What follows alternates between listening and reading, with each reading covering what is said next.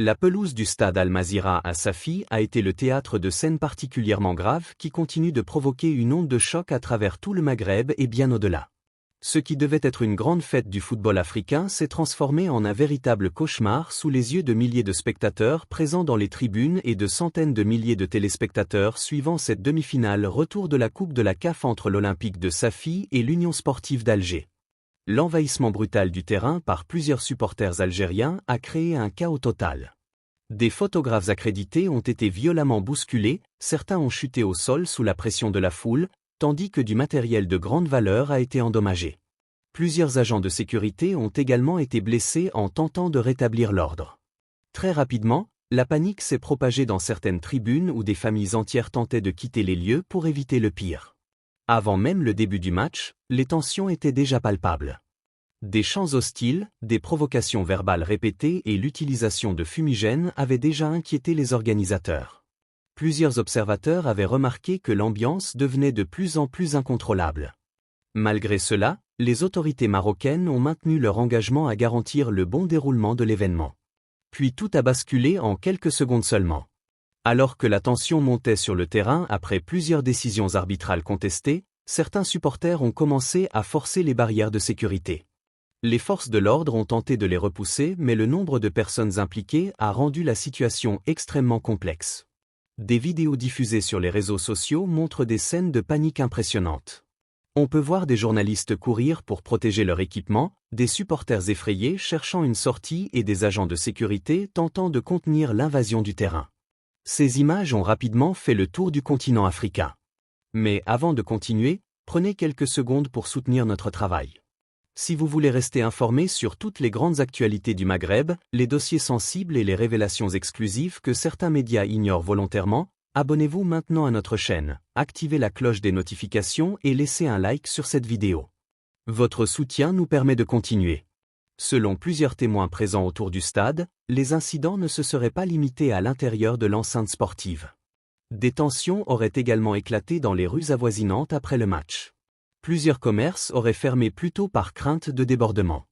Des habitants ont décrit une soirée particulièrement tendue. Des analystes sportifs dénoncent désormais une catastrophe pour l'image du football africain. Alors que la CAF tente depuis plusieurs années de renforcer la crédibilité de ses compétitions, ce type d'événement risque d'avoir des conséquences importantes sur l'attractivité des tournois africains.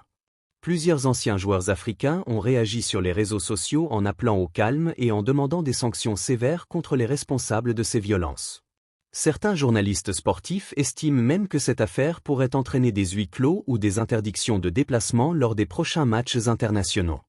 Si vous êtes arrivé jusqu'ici dans la vidéo, dites-nous en commentaire ce que vous pensez réellement de cette situation.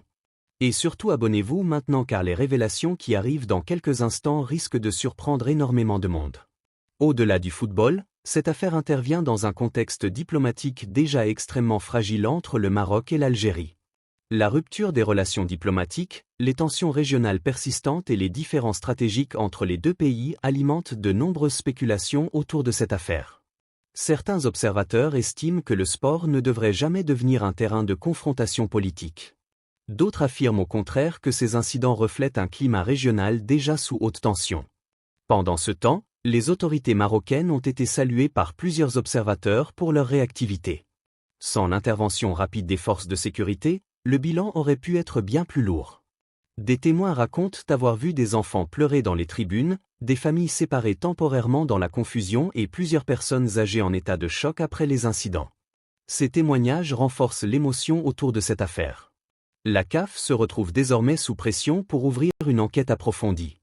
Les prochaines décisions seront extrêmement attendues car elles pourraient avoir un impact majeur sur les compétitions futures. Et ce n'est pas tout. Selon certaines sources médiatiques, de nouvelles vidéos encore jamais diffusées pourraient bientôt apparaître et révéler des détails supplémentaires sur le déroulement exact des événements. C'est pourquoi vous devez absolument rester connecté à notre chaîne. Abonnez-vous maintenant, activez la cloche des notifications et partagez cette vidéo autour de vous. Plus vous êtes nombreux à soutenir notre contenu, plus nous pouvons continuer à produire des analyses exclusives.